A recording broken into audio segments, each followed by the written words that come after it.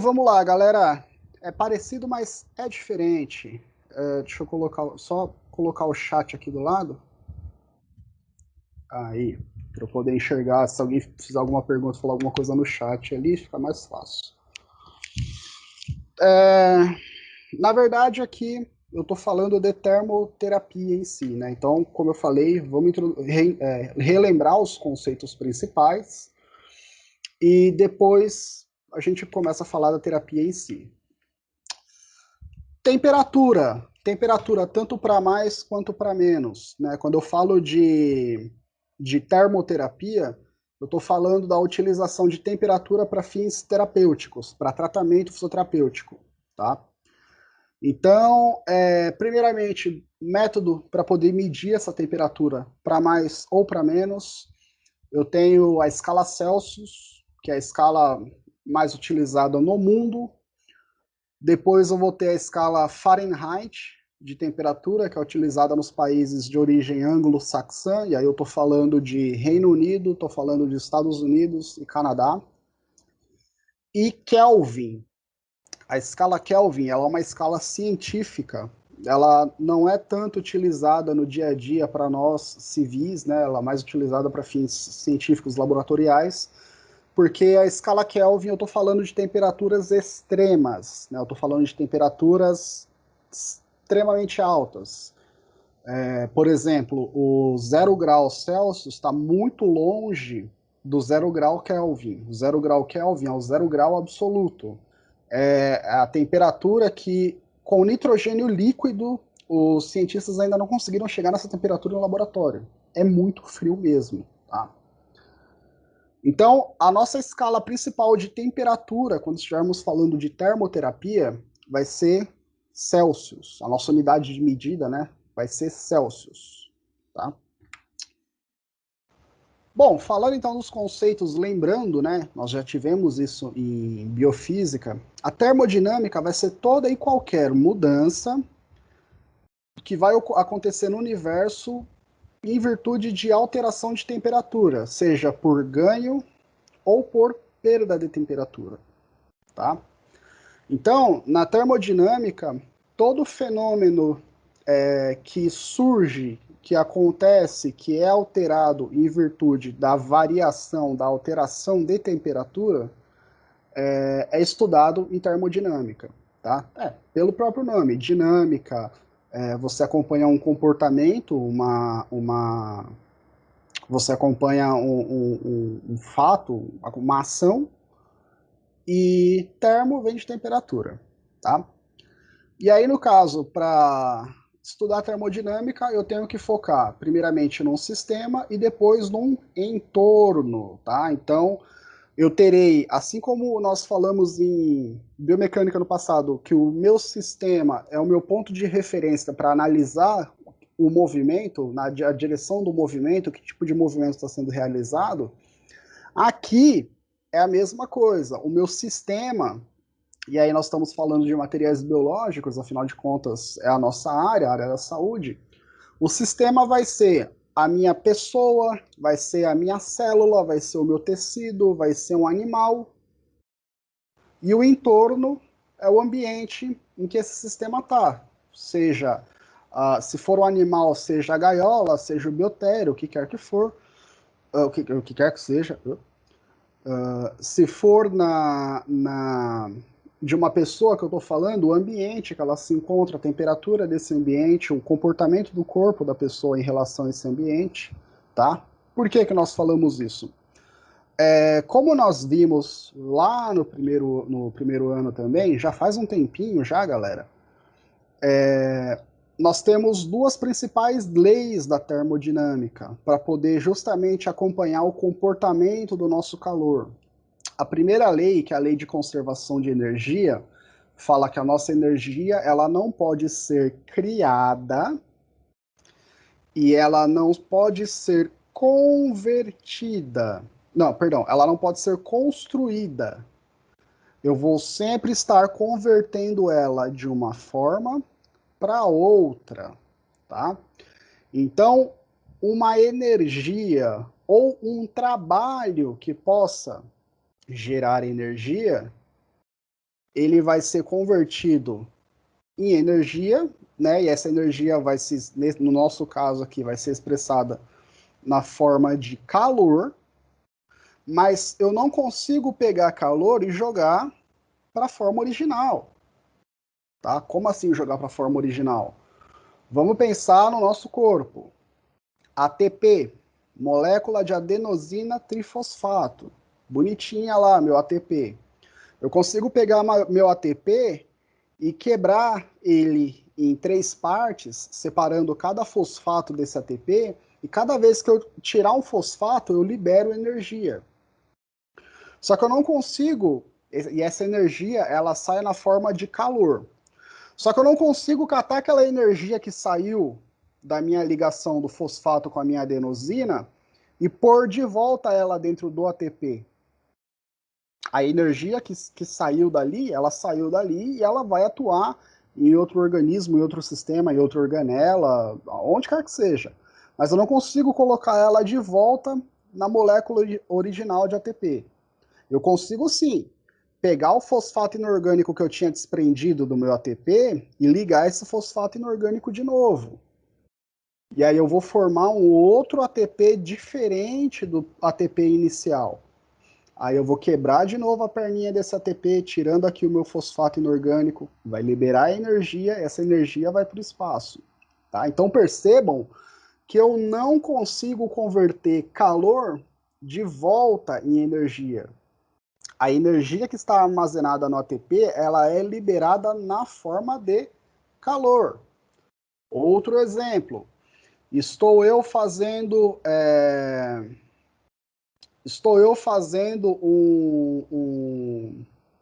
tenho um sistema, aqueço esse sistema, e esse sistema eu consigo gerar calor, eu consigo observar o comportamento das moléculas frias e das moléculas quentes. As moléculas quentes que recebem energia, nós vamos ver daqui a pouco, mas que recebem calor, elas passam a se movimentar mais rápido em relação às moléculas mais frias. O calor da molécula quente, ele se dissipa no ambiente, né? Ele viaja com essa molécula em determinado momento e se dissipa no ambiente. Mas percebam que toda vez que eu tenho um tipo de energia e eu pego essa energia e transformo ela em calor, eu não consigo fazer ela voltar a ser a energia original. Outro exemplo, agora mais do dia a dia. Lembra que eu falei lá, eu vou tocar nesse assunto daqui a pouco de novo, mas que eu falo. Não, não vou tocar nesse assunto não, esse assunto é de elétrico, vocês estão tendo elétrico com a professora Mariana. Mas lembra que eu falei de um efeito chamado efeito Joule? O que é o efeito Joule? Quando eu tenho uma superfície metálica e eu tenho elétrons viajando nessa superfície metálica, rápido pra caramba, conforme eu passo esses elétrons numa maior velocidade sobre a superfície metálica, essa superfície ela começa a aquecer, ela começa a esquentar. Então, a energia elétrica dos elétrons que estão viajando nessa superfície metálica passa a ser convertida em calor. E aonde eu vejo esse exemplo? Na resistência do meu chuveiro. O meu chuveiro está ligado na tomada ou está ligado num sistema elétrico. Quando eu ligo o chuveiro, a energia elétrica passa por dentro do meu chuveiro, vai até a resistência, né, aquela porçãozinha enrolada dentro do chuveiro, e ela passa rapidinho por aquela resistência. E por que aquele equipamento chama resistência? Porque ele dificulta a passagem dos elétrons na sua superfície. Conforme os elétrons têm dificuldade em viajar na sua superfície, mas a corrente elétrica que vem da rua é forte para fazer eles passarem rápido mesmo assim, essa resistência ela esquenta, ela está dentro do meu chuveiro cheio de água, consequentemente, a água do meu chuveiro também esquenta. Por quê? A água estava fria, eu tendo a perder calor da região mais quente para a região mais fria. Se a resistência está quente, a água está fria, o calor sai da resistência e vai para a água. É desse jeito que o meu chuveiro esquenta. Só que eu não consigo pegar o calor da água e da resistência e fazer virar energia elétrica de novo. Não dá, não dá. A energia elétrica passou pela resistência, esquentou a minha resistência, fez o nosso efeito Joule, energia elétrica virou energia térmica, virou calor. O calor da resistência passou para a água, o calor da água desceu, passou parte para a gente, parte para o nosso ambiente e ele se dissipa no nosso universo. Eu não consigo pegar aquele calor e fazer ele virar energia elétrica de novo. Então, toda essa volta que eu dei foi para que eu compreendesse, para que eu pudesse delimitar que a energia não pode ser criada ou construída. Eu não posso fazer energia do zero. Ela é sempre convertida. Se eu estou com energia aqui agora, é porque eu peguei essa energia de algum lugar. Se eu tenho ATP no meu corpo, esse ATP, antes dele ser ATP, ele era uma molécula de carboidrato, ou uma molécula de gordura, ou uma molécula de proteína. E essa molécula de carboidrato, de gordura ou proteína, muito possivelmente era um alimento. Aí eu peguei o alimento, mastiguei, transformei em nutriente, peguei o nutriente, processei o nutriente e fiz o ATP. Fiz a moedinha de energia do meu corpo. Tá? Então, eu nunca vou fazer uma energia do zero, pum, construir ela. Ela é sempre transformada, ela é sempre convertida. Aquela fala famosa, né? No sistema fechado, nada se cria, tudo se transforma. Segunda lei da termodinâmica, né? Nós falamos aqui da conservação da energia, de que forma que ela é conservada? Ela está sempre se transformando. Segunda lei da termodinâmica, transferência de energia. A energia vai sempre se deslocar espontaneamente dos níveis mais altos para níveis mais baixos. Aqui já começa a entrar a termoterapia. Só que para nós é fundamental. Esteja eu utilizando o calor, esteja eu utilizando o frio. É fundamental, fundamental, fundamental. Por quê? Se eu for utilizar uma técnica para aplicação de calor no meu paciente, eu vou precisar de um sistema com calor concentrado, um sistema aquecido, quente, quente dentro da tolerância dos tecidos e do meu paciente, e vou aproximar da região do meu paciente que eu quero tratar, que eu quero atender. Esse sistema que está com calor, eu vou aproximar do meu paciente e aqui eu vou ter troca de calor da região mais quente para a região mais fria, relativamente. Eu tenho a minha temperatura corporal, mas como isso aqui está mais quente, o calor vai ser passado para o meu tecido, para a minha pele. Da mesma forma, o frio, tá? Se eu for fazer, por exemplo, imersão em água fria, eu vou pegar, vou ter um recipiente com água fria, vou pegar o meu braço, a minha perna, vou colocar dentro desse recipiente, e aí, no caso, como o recipiente está frio e a minha perna ou meu braço está quente, a troca de calor vai ser do meu braço e da minha perna com o recipiente que está frio aqui, tá? Todos os sistemas da natureza vão envolver troca de calor. Se eu for fazer uma terapia que eu preciso aquecer o segmento, o membro do meu paciente, o calor vai passar do sistema que eu estou utilizando, seja uma toalha quente, seja uma compressa, né, no caso, seja uma bolsa de gel, qualquer sistema. Ele vai estar quente e o calor vai passar para o meu paciente. Se eu for fazer crioterapia, para eu gerar resfriamento naquela região, também vai ter troca de calor, só que vai ser o contrário. Vai ser do meu paciente para o balde de água fria, para a bolsa de gelo, né? Para o que quer que seja que eu esteja aplicando no meu paciente. O calor sempre vai ser convertido da região onde está mais quente para a região mais fria. Curiosidadezinha à parte também, é por causa da primeira lei da termodinâmica que nós não conseguimos hoje fazer viagem no tempo, tá? Por quê? Para fazer viagem no tempo, eu teria que, com toda a energia que tem no meu corpo, teria que sair do ponto A e me deslocar ao ponto B. E como nós vimos, isso viola a primeira lei da termodinâmica. Eu não consigo desconstruir, apagar a energia no ponto A e construir ela bonitinha no ponto B. Não dá. Eu teria que me desmanchar de um lado e aparecer do outro. Mas mesmo assim também, enfim, eu ia precisar da energia do ambiente para me construir. Não dá. Não dá para viajar no tempo. Muito legal a questão do Marty McFly, tem o DVD aqui em casa, mas não dá para acontecer. Não dá para uma pessoa desaparecer de um lado e aparecer do outro.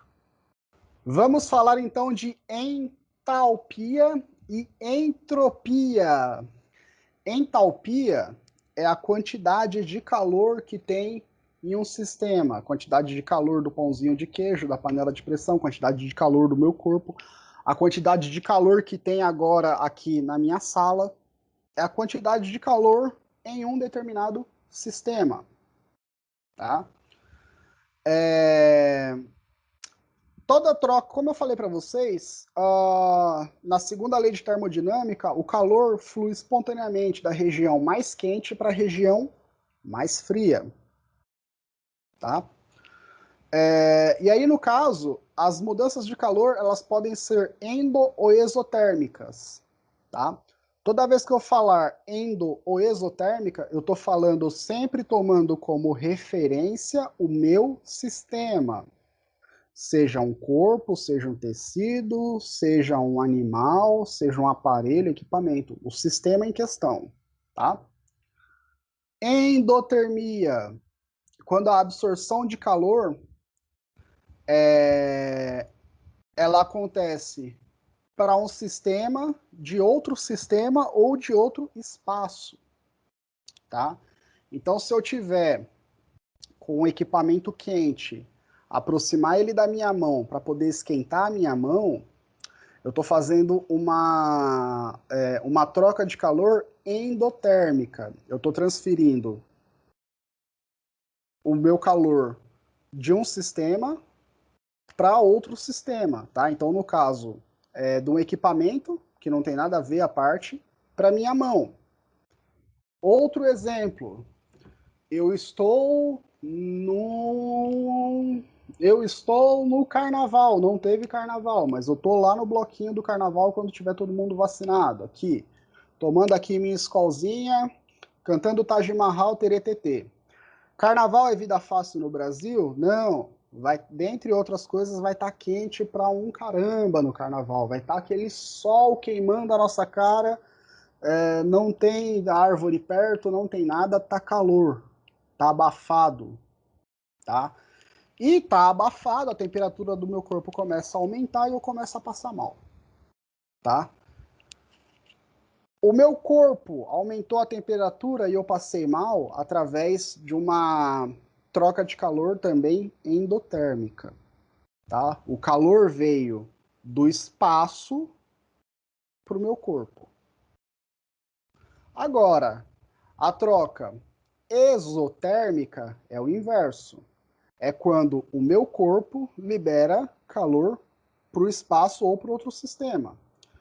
Se quando eu vou utilizar calor ou hipertermoterapia para tratar meu paciente, para aquecer o meu paciente, eu utilizo um equipamento, enfim, qualquer coisa que esteja mais aquecido que a pele do meu paciente, e eu faço uma troca de calor endotérmica, se eu for fazer uma imersão em água fria, por exemplo, ou se eu for aplicar gelo na minha mão, no meu membro, a troca de calor do meu sistema, da minha mão, do meu membro, para o balde de gelo, para placa gelada, o que quer que seja, vai ser exotérmica. Eu vou liberar calor para aquele sistema. Enquanto na reação endotérmica eu recebo calor, na exotérmica eu libero calor. Eu aqui parado agora na minha casa, estou fazendo uma reação exotérmica com o ambiente da minha casa, com o universo em torno da gente como um todo, né? Nós estamos constantemente liberando calor para o espaço.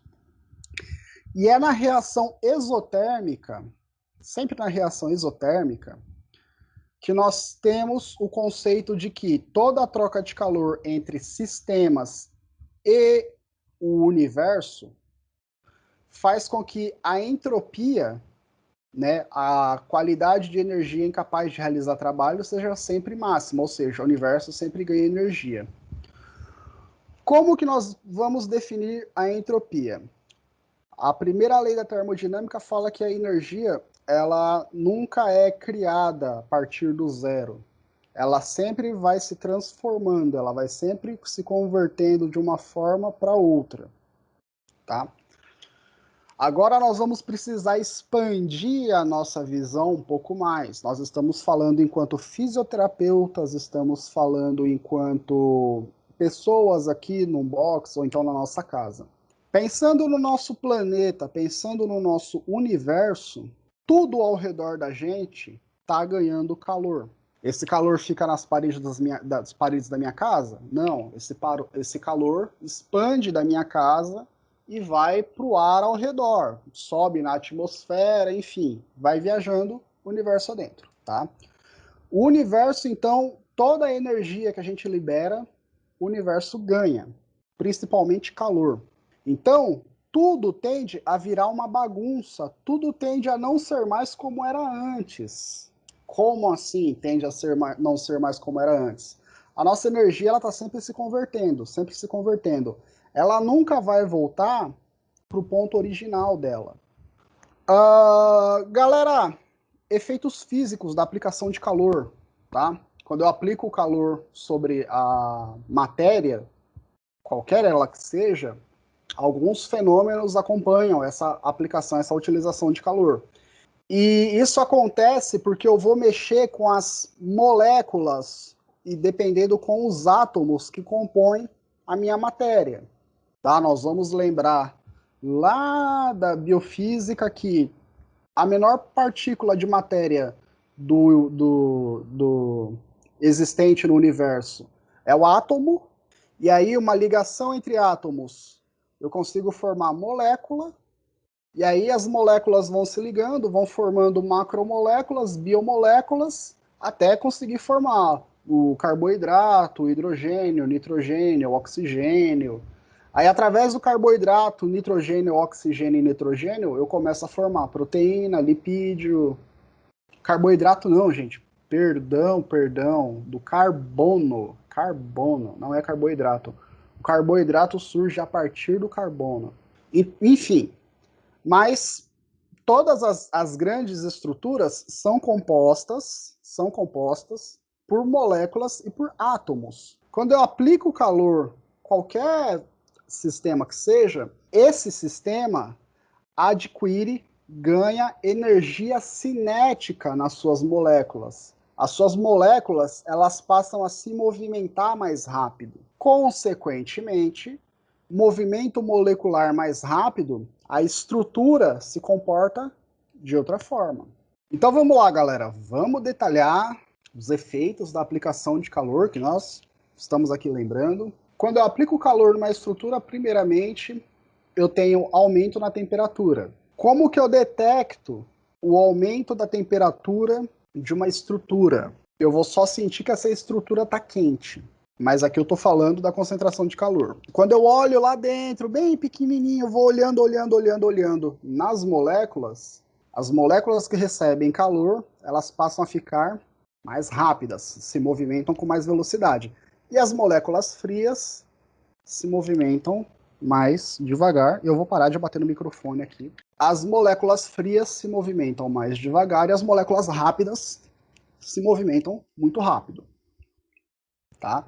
Então, quando eu aplico calor num objeto inanimado, num corpo, que quer que seja, as moléculas que compõem aquele sistema, que compõem aquele corpo, aquele objeto, elas passam a ficar mais rápidas. Além disso, quando eu aplico calor num sistema, num objeto, eu tenho expansão desse material. Por quê? Se as moléculas passam a se movimentar mais rápido, eu tenho uma maior vibração dessas moléculas e o material que essas moléculas compõem também muda o seu comportamento. E aí, dependendo do sistema que eu estiver falando, eu enxergo isso melhor, tá? Quando eu vou fazer o derretimento de uma barra de chocolate, por exemplo, vou derreter uma barra de chocolate.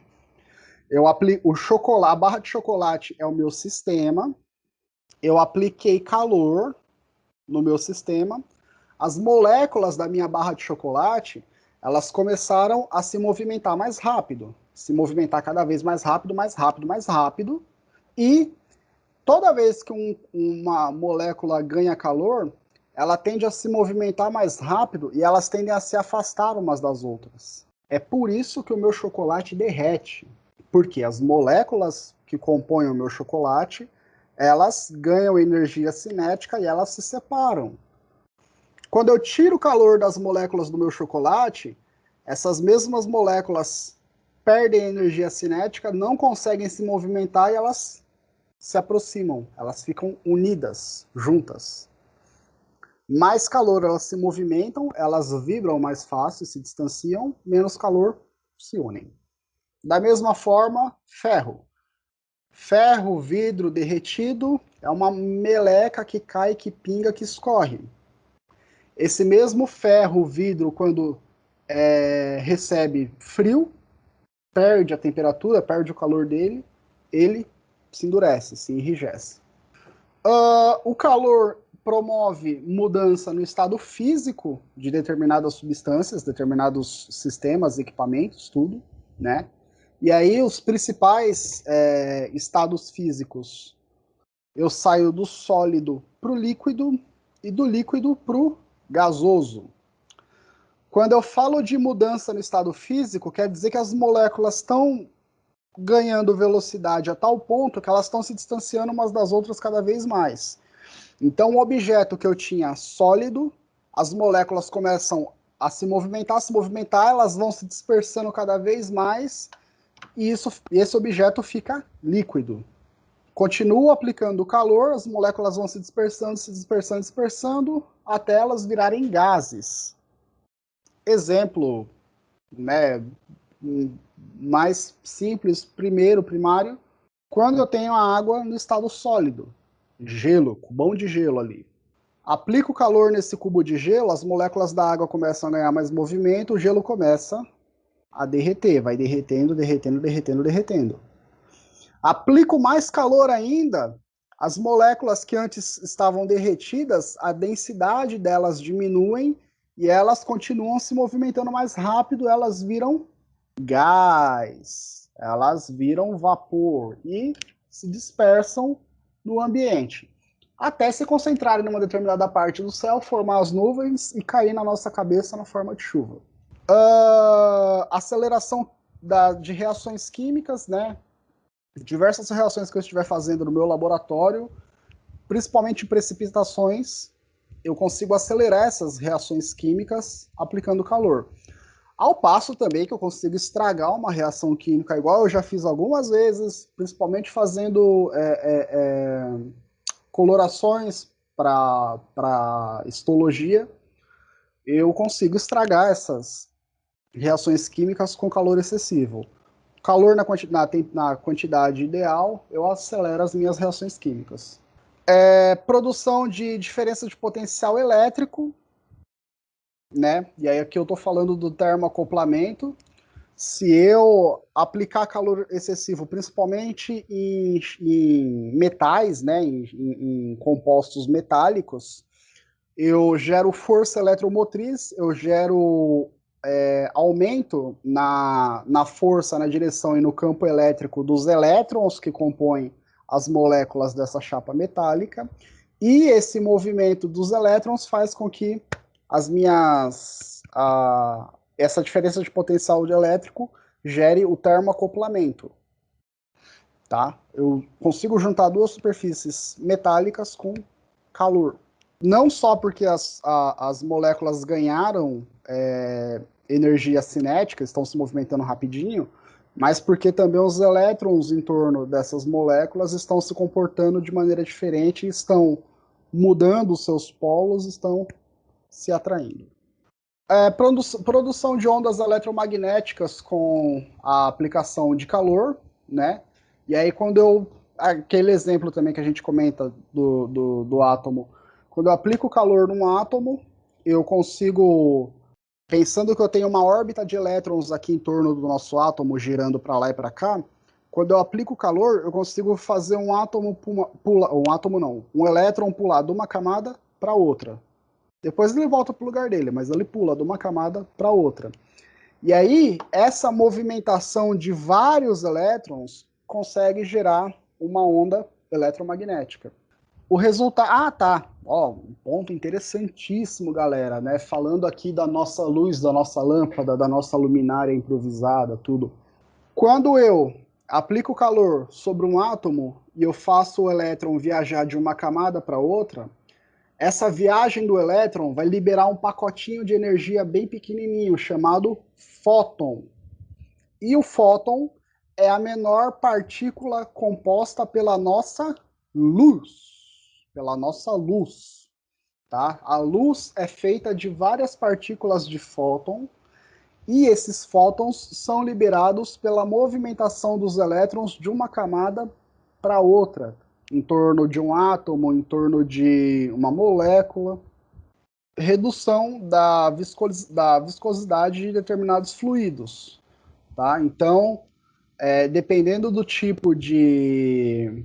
Dependendo da quantidade de calor que eu aplicar e do tipo de fluido que eu estou falando, esse fluido tende a ficar menos viscoso. Aí nós vamos voltar lá em fisiologia humana, falando de... Pegando os exemplos da hemodinâmica, quando eu falo de viscosidade, por exemplo, do sangue, o sangue é mais ou menos viscoso quando, além do plasma, eu tenho presença de células sanguíneas ali, girando dentro do meu sangue. Então, pensando em qualquer líquido, qualquer fluido, a viscosidade ela aumenta ou diminui pela presença de outras substâncias ali naquele líquido, né? E aí o exemplo da vitamina de abacate, aí o exemplo do suco de pozinho, né? Suco de pozinho é muito mais fluido que a vitamina de abacate, por quê? Tem tem menos substâncias presentes no suco do que tem na vitamina de abacate. E aqui eu estou falando que a aplicação de calor diminui a viscosidade, por quê? Porque essas substâncias também são compostas por moléculas, também ganham energia cinética quando eu aplico calor. Então, se eu aplicar calor num líquido que tem bastante vários elementos presentes, sejam células, sejam elementos químicos, esses elementos no líquido eles vão se movimentar mais rápido, vão se afastar um do outro e o meu líquido vai ficar mais ralo, vai ficar mais fluido. Expansão ou dilatação térmica. Então, galera, continuando nos efeitos que eu estou falando ali do nosso. Toda vez que eu saio do slidezinho aqui, ele fica branco quando tá gravando. Falando então da aplicação de calor em moléculas, quanto mais calor eu aplico, mais a molécula ganha velocidade. Pensando em sistemas, sólidos, rígidos, duros, principalmente, e aí eu dou sempre o exemplo de metais e derivados dos metais. Quando eu aplico calor, esses corpos eles sofrem dilatação. Eu tenho variação, eu tenho mudança no tamanho, nas dimensões desses meus corpos, em virtude do aumento de temperatura, tá? Então, toda vez que eu aplicar calor num corpo sólido, rígido, e a forma ou o tamanho dele mudar em virtude da aplicação do calor, eu estou falando de dilatação. Quer dizer que os átomos e as moléculas estão ganhando mais energia cinética, estão vibrando, e por vibrarem, elas se afastam mais umas das outras. Dilatação, eu tenho 3 tipos de dilatação: linear, superficial e volumétrica. Linear é em apenas uma direção, superficial, duas dimensões bidimensionais e volumétrica em três dimensões. Estou falando em dilatação linear quando eu só tenho a alteração da dilatação em um ponto, em um lado do meu sistema. E aí é por isso que eu dou a dilatação dos trilhos, que é a dilatação que nós mais observamos na natureza. Qualquer corpo que eu... Quase que eu derrubo. Qualquer corpo que eu tiver sólido, que eu aplicar dilatação, eu vou ver que um lado vai se deformar. Ele vai mudar de direção, ele vai se alongar, dependendo, mas ele vai sofrer dilatação. Ele vai sair da forma original e vai mudar a sua forma. Vai entortar, vai diminuir, vai aumentar, mas é só de um lado, tá? É só de um lado. No caso, o lado que eu estou falando, ou é só para a direita, ou é só para a esquerda, ou é só para cima, ou é só para baixo. Diferente da dilatação superficial. Na dilatação superficial, o meu corpo ele vai mudar a sua forma para cima e para baixo, para a direita e para a esquerda. Por isso que é duas dimensões, enquanto uma era só na horizontal ou só na vertical, aqui eu estou falando que eu vou ter mudança na forma do meu corpo na vertical e na horizontal ao mesmo tempo, tá? O meu corpo ele vai se abrir. E dilatação volumétrica, um corpo ele sofre conformação em três direções: horizontal, vertical e transversal. Então é para cima, para baixo, para a direita, para a esquerda, para trás e para frente. Ele sofre alteração na direção na sua conformação em todas as direções, para cima, para baixo, direita, esquerda, para trás e para frente. Transferência de calor. Que maneiras que eu posso transferir calor de um corpo para o outro? Tá? Primeiro método, a condução desse calor. Condução de calor. Eu consigo fazer a transferência de calor do ponto A ao ponto B por condução. Tá? De que forma que eu faço essa condução? Lembra que o calor sai da região de maior quantidade de calor para a região mais fria e ele sai de maneira espontânea? Isso vai acontecer porque a região mais quente vai ter moléculas com mais energia cinética, se movimentando muito mais, e essa energia cinética, ela vai ser transmitida, ela vai sendo transmitida para as outras moléculas, até a região mais fria, tá? Então, por condução, ou seja, conduzindo energia de uma molécula diretamente para outra, eu consigo passar calor de regiões mais quentes para regiões mais frias, tá? Lembrando, a condução e a convecção, que são os dois exemplos que eu vou dar de transmissão de calor, elas acontecem única e exclusivamente pela matéria. Ela vai acontecer de um corpo para o outro, tá? Eu não consigo fazer essa conversão no vácuo, por exemplo. Ela vai precisar acontecer de uma matéria para outra, tá? Pô, mas tem como eu transmitir, por exemplo, calor no espaço, no ar? Sim, as moléculas que estão presentes no nosso ar transmitem calor por condução. Em menor quantidade, mas transmitem, tá?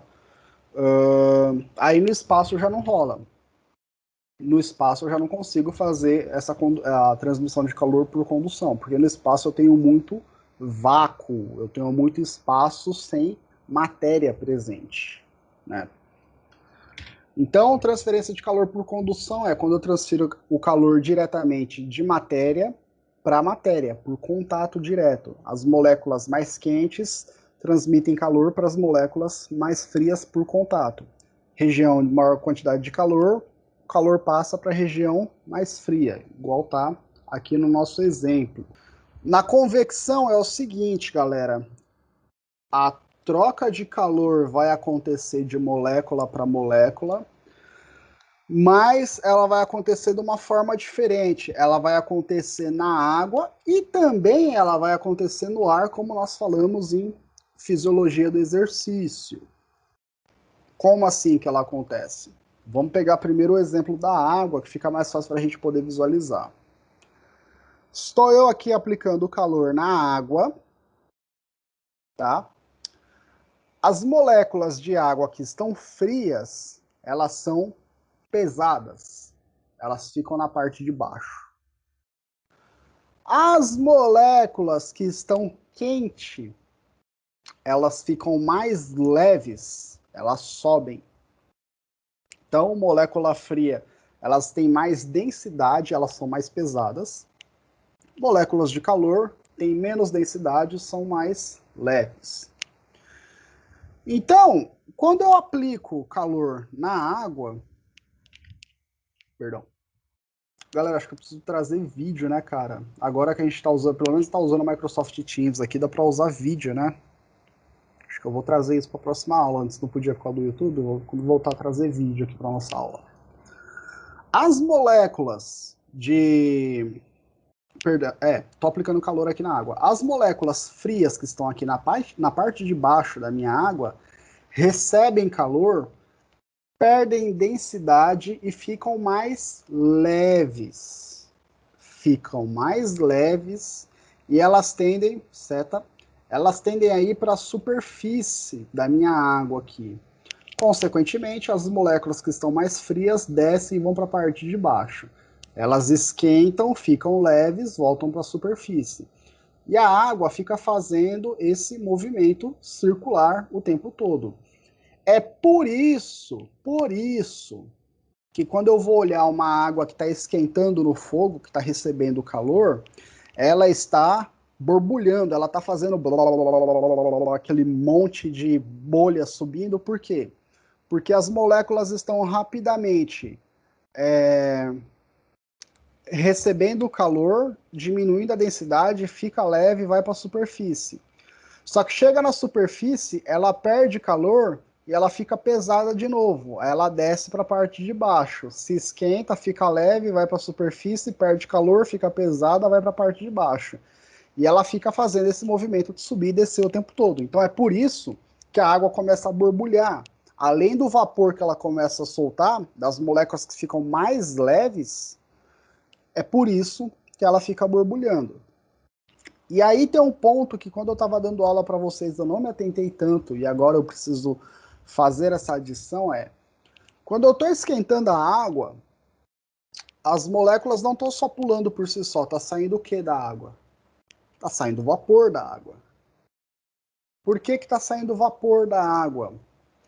Porque eu tenho moléculas que são mais aquecidas do que as outras, a densidade delas aumenta mais ainda e elas fazem o quê? Elas trocam de estado. Elas trocam de estado.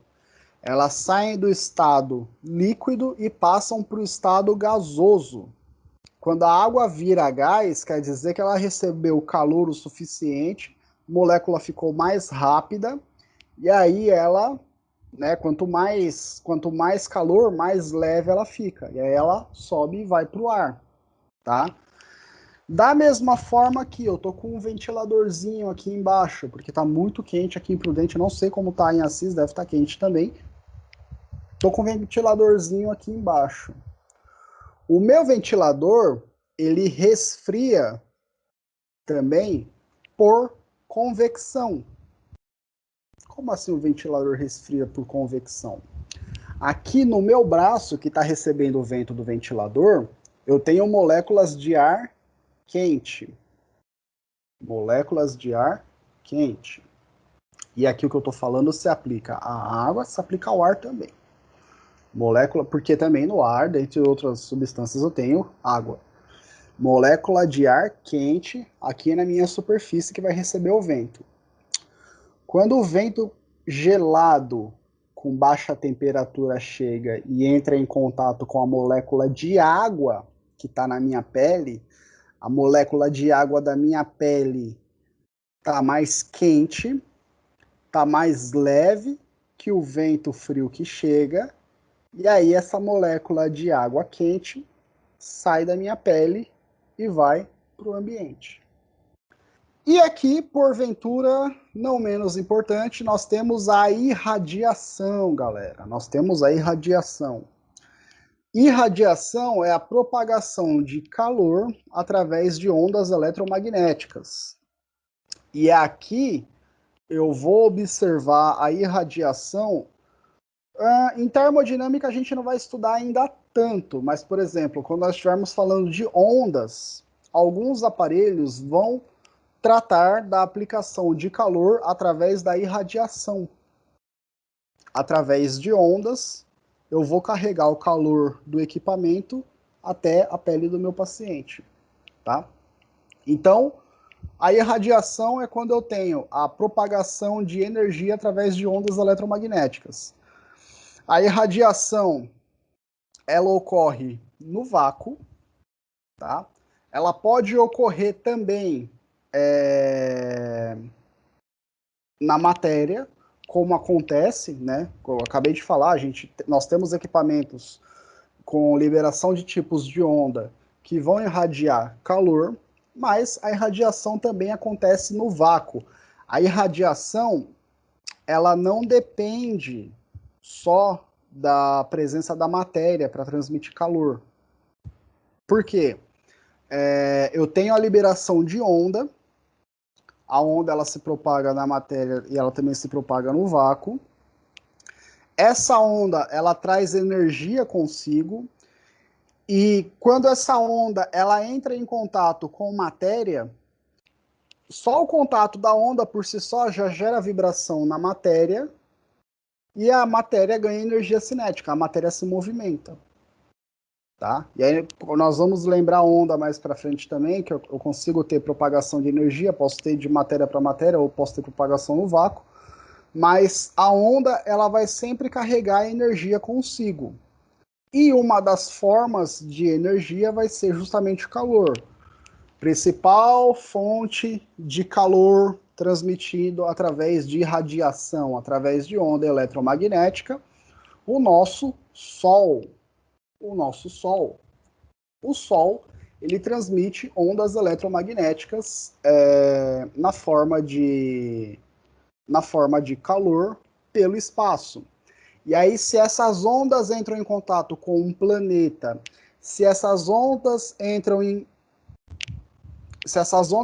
contato com uma superfície, com um corpo, com o que quer que seja, esse corpo que ela está entrando em contato recebe o calor, recebe essa energia na forma de calor, tá? Quando nós formos falar de ondas, principalmente saindo do conceito e entrando em terapia em si, diferentes equipamentos além do ultrassom, no primeiro ano eu falei só do ultrassom para a gente poder ter uma ideia do uso da onda, eu tenho vários outros equipamentos que utilizam ondas. Quando eu falo da utilização de radiação para aplicação de calor, eu tenho diferentes comprimentos de ondas e diferentes, algumas ondas elas são visíveis a olho nu, outras ondas não. Dependendo da frequência da vibração, eu não consigo enxergar essa onda. Mas todas essas ondas vão carregar energia, vão carregar energia na forma de calor.